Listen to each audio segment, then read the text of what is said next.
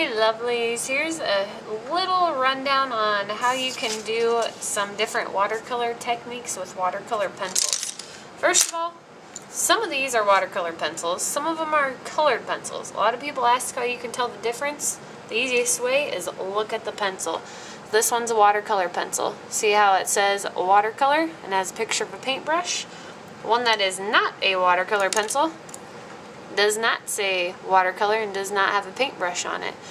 They look the same, but they do some different things. Completing this sheet here will walk you through some of the features of a watercolor pencil versus a colored pencil. There are advantages to both of them. So the sheet, you just need to follow the directions on it. First, make sure that you have your name on it up at the top. And the first one says, draw a line with a wet watercolor pencil. So you'll take your watercolor pencil and dip it in the water. Draw whatever kind of line you want. It's going to appear darker, like you're pressing really hard, but really I'm not pressing hard. It's just because that is already starting to turn to paint. So when you make your animal, if you're going to want an animal that is really dark and bold in color, you might want to color it with a wet colored pencil. Don't color on wet paper because our paper is not very thick. It'll start to rip. If you had thick paper, coloring on wet paper would make it that way too. Next box is draw a line with a dry watercolor pencil and run a wet paintbrush over it. You can run it very precisely like that and you'll see your line start turning to paint versus watercolor. Or you can go all over it and you'll start to see a puddle around it in the color of your pencil. So there's a purple puddle appearing there. Next one, lightly shade a box with a watercolor pencil. So just lightly color in the box, like that. And apply a wash or light coat of water over it. So you just paint over it. If you just paint it a little bit, you'll still see your lines of your colored pencil. The more you work with it, the less you'll see those lines. They'll start to disappear and it'll look more like just plain watercolor. Okay, next one, draw a sphere. If you remember, a sphere is a circle and then shade it in. So start with a circle and color one side, pressing hard, and then just keep getting lighter the farther up you get. So at the top, which would be where the light source is coming from, it's going to be light, and at the bottom where it's a little darker and the light's not hitting, then your color is darker. Okay, then this time, unlike here, you need to really precisely add your water. Don't smear it all over, or I used black, there'd be black all around it. So start at your light side, because this brush is going to pick up the paint from the watercolor pencil.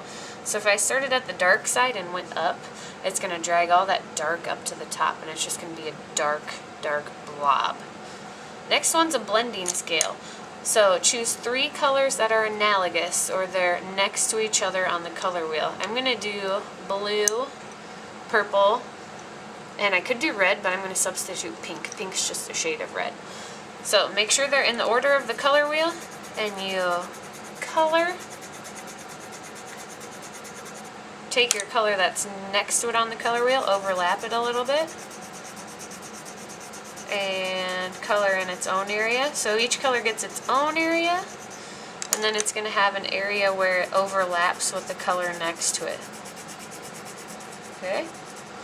So make sure it's got its own area, some overlap, and then you start painting. Remember your brush is going to pick up some of the color, so my brush has pink in it now, and there's kind of a violet pink. Before I go into the violet area, I'm going to clean my brush really quickly so I don't drag pink into this violet area. So I've got violet on my brush and I've got a little bit of blue, so it's making a blue violet. Clean my brush before I go into the blue area. Okay, the next box is about making a tint. A tint is a lighter version of a color. So you're going to use white. I know you can't really see white, but do it anyway. Kind of like with the box before it. You're going to mix colors. So white and any color that you want, they need to overlap and give it its own area too. So I've got the color and I've got the white where it's mixing, and then white has its own area. And paint over it. Okay, You might have to clean your brush every now and then. So the white's coming in there, and it's doing a light purple to a darker purple. Okay, I know the white's hard to see, especially in this camera. Then shade is up next. Same idea, but you're using black. So shade is a darker version. So you've got black in an area, and pick another color. They're going to overlap. It'll get its own color. And paint it.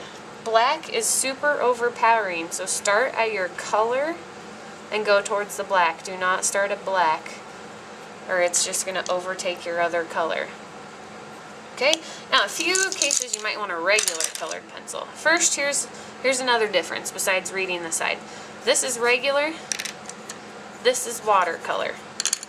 Not much difference there right now. When I paint on a regular, no matter how much I rub it, not going anywhere. Not so with this one.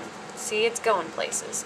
There might be cases in your animal, like an eyeball, that you might want to use a regular colored pencil. So say you are coloring an eyeball here.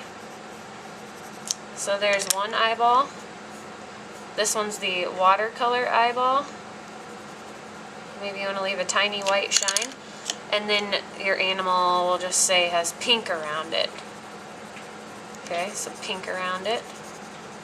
This is obviously kind of a rushed one. Maybe have some other colors blended in there too. So whatever you want to pretend this is your animal. Okay, maybe your animal has some stripes in it too. So this is the regular one. We've got some stripes. I'm not sure at all what kind of animal this is. Let's say it has some stripes. Maybe it's got some dots around its eyes too. Okay, so this side, the black, is a regular. So I can paint around it. I don't want to get in the white area. But see, my colors are blending. This side, it was a watercolor one, so the black is blending with everything else too. So it's getting all muddied. If I accidentally got water on this eyeball, not a big deal. If I accidentally get water on this one, oh no, what a bummer.